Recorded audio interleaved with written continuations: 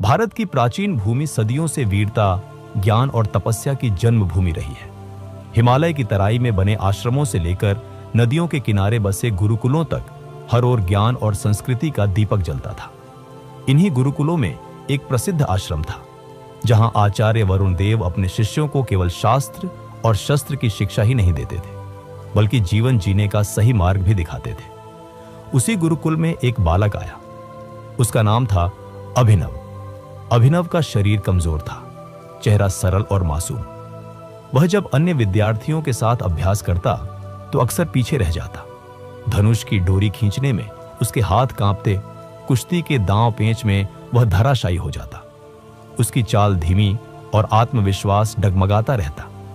गुरुकुल के अन्य विद्यार्थी मजाक उड़ाते, देखो ये तो तिनके जैसा है, हवा चली तो उड़ जाएगा। इससे युद्ध क्या होगा, ये तो बैल के सामने खड़ा भी नहीं हो सकता। ये बातें अभिनव के दिल में चुभती थी। वह अक्सर सोचता, शायद मैं किसी काम का नहीं हूं। भगवान ने मुझे कमजोर बनाया है तो मैं क्या कर सकता हूं। लेकिन नियति ने उसके लिए कुछ और ही सोच रखा था। एक दिन की बात है, गुरुकुल के सभी शिष्य धनुष बाण का अभ्यास कर रहे थे। विशाल लकड़ी के निशान पर तीर चलाना था। सभी शिष्य अपने अपने तीर मार रहे थे। राजन, जो गुरुकुल का सबसे तेज शिष्य था, उसने निशाने पर ठीक बीचों बीच तीर मारा। सबने उसकी प्रशंसा की। फिर बारी आई अभिनव की। उसने कांपते हाथों से धनुष उठाया, तीर चढ़ाया। जैसे ही डोरी खींची, हाथ कांप गए और तीर पास खड़े पेड़ से टकराकर नीचे गिर पड़ा। सभी शिष्य हंस पड़े। देखो, यही है हमारा कमजोर अभिनव। इससे तो गिलहरी भी डरकर नहीं भागेगी। अभिनव का चेहरा झुक गया, आंखों में आंसू आ गए। वह सोचने लगा, सचमुच मैं सबके सामने बेकार हूं। मुझे यहां क्यों रखा गया है। शाम को जब सब विश्राम कर रहे थे, वह अकेला नदी किनारे बैठा था।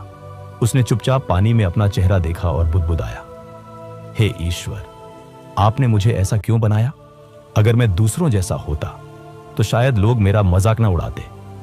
उसी समय आचार्य वरुण देव वहां आ पहुंचे। उन्होंने शांत स्वर में पूछा, वत्स अभिनव, तुम इतने उदास क्यों बैठे हो। अभिनव ने आंसू पोंछते हुए कहा, गुरुजी, मैं दूसरों जैसा नहीं हूं। मैं कमजोर हूं, साधारण हूं। मुझसे कभी कोई महान काम नहीं होगा। मुझे लगता है कि मैं जीवन में असफल ही रहूंगा। गुरुजी ने मुस्कुराते हुए उसका कंधा थपथपाया और बोले, वत्स, याद रखो, मनुष्य की पहचान उसके शरीर से नहीं होती, बल्कि उसके आत्मविश्वास से होती है। अगर तुम स्वयं पर विश्वास कर लो तो असंभव भी संभव हो जाएगा। अभिनव ने संकोच से पूछा, लेकिन गुरुजी, आत्मविश्वास आएगा कैसे। जब लोग रोज मजाक उड़ाते हैं तो मेरा विश्वास टूट जाता है। गुरुजी बोले, सुनो वत्स, आत्मविश्वास बाहर से नहीं आता, यह भीतर से जन्म लेता है। जब तुम स्वयं से कहोगे मैं कर सकता हूं, तभी दुनिया भी कहेगी तुम कर सकते हो। गुरुजी ने उसे एक बीज दिया और कहा, इसे रोप दो और हर दिन इसे देखकर याद रखना। जैसे यह छोटा बीज एक दिन विशाल वृक्ष बनेगा, वैसे ही तुम्हारा आत्मविश्वास भी समय के साथ बढ़ेगा। ये वचन अभिनव के दिल में उतर गए। कुछ दिनों बाद राजा का दूत गुरुकुल पहुंचा। राजा ने घोषणा की थी कि जो भी शिष्य आश्रम के सामने रखे गए विशाल पत्थर के शिलाखंड को हिला देगा, उसे राजसभा में विशेष स्थान मिलेगा। सभी शिष्य उत्साहित हो उठे। पहले राजन आगे बढ़ा। उसने पूरी ताकत लगाई, पर पत्थर जरा भी न हिला। फिर एक एक कर सभी ने प्रयास किया, कोई सफल न हुआ। अब बारी आई अभिनव की। वह पीछे हटने ही वाला था कि गुरुजी की आवाज गूंजी, वत्स अभिनव, याद रखो, यह शक्ति की नहीं, आत्मविश्वास की परीक्षा है। जाओ और प्रयास करो। सभी शिष्य हंस पड़े। ये तो हाथ लगाते ही गिर पड़ेगा। लेकिन अभिनव ने गहरी सांस ली। उसने खुद से कहा, अगर गुरुजी ने मुझ पर विश्वास किया है तो मुझे भी स्वयं पर विश्वास करना होगा। उसने हाथ रखे, पूरी शक्ति लगाई। पत्थर नहीं हिला, लेकिन सबने देखा कि अभिनव गिरा नहीं। उसका चेहरा चमक रहा था। गुरुजी ने कहा, यही पहला कदम है आत्मविश्वास का। जब तक तुम प्रयास कर रहे हो, तुम हार नहीं सकते। उस दिन से अभिनव ने ठान लिया कि वह अब कभी हार नहीं मानेगा। वह सूर्योदय से पहले उठकर अभ्यास करता, धनुष बाण का रोज अभ्यास करता, शरीर को मजबूत करने के लिए लकड़ी के गट्ठर उठाता। हर रात ध्यान लगाकर खुद से कहता, मैं कर सकता हूं। शुरुआत में वह थक जाता, गिर पड़ता, लेकिन धीरे धीरे उसका मनोबल बढ़ने लगा। एक बार जब वह दौड़ लगा रहा था तो गिर पड़ा। शिष्यों ने कहा, देखा, यह तो कभी सफल नहीं होगा। लेकिन अभिनव उठ खड़ा हुआ और बोला, हाँ, मैं गिरा हूं, लेकिन हार नहीं मानी। यह वाक्य सुनकर सभी हैरान रह गए। अब उनमें से कुछ शिष्य भी प्रेरित होने लगे।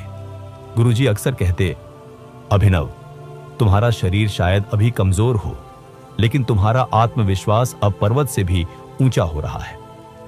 कुछ वर्षों बाद पड़ोसी राज्य ने आक्रमण कर दिया।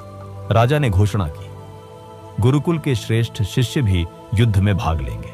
सभी शिष्य युद्ध भूमि पहुंचे, लेकिन सामने एक भयानक समस्या खड़ी हो गई। दुश्मनों ने युद्ध के रास्ते में एक विशाल हाथी छोड़ दिया था।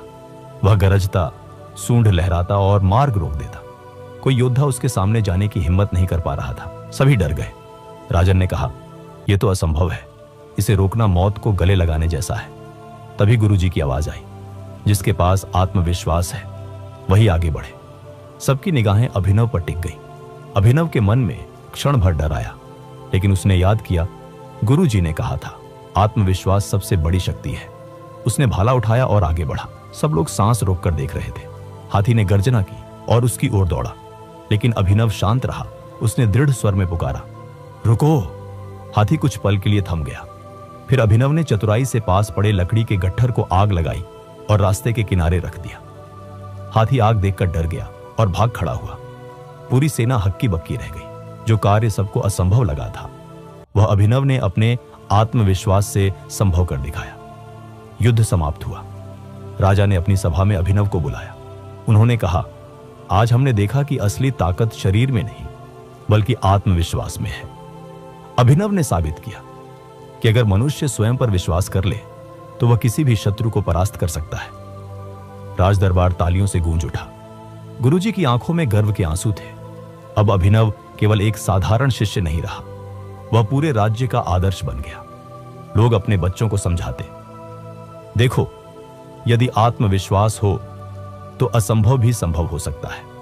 और अभिनव अक्सर कहा करता था, कमजोर वह नहीं जिसके पास शक्ति नहीं है, कमजोर वह है जो स्वयं पर विश्वास नहीं करता। दोस्तों, ये थी प्राचीन भारत की प्रेरणादायक कहानी, आत्मविश्वास की ताकत। इस कथा से हमें यह सीख मिलती है कि मनुष्य की असली शक्ति उसके शरीर में नहीं, बल्कि उसके आत्मविश्वास में छिपी होती है। अगर हम स्वयं पर विश्वास कर लें तो कोई भी बाधा हमें रोक नहीं सकती। याद रखिए, हार तब होती है जब हम कोशिश करना छोड़ देते हैं। उम्मीद है यह कहानी आपके जीवन में नया जोश और हिम्मत भर देगी। अगर आपको यह कहानी अच्छी लगी हो तो लाइक, शेयर और सब्सक्राइब करना ना भूलें। मिलते हैं अगली प्रेरक कथा में।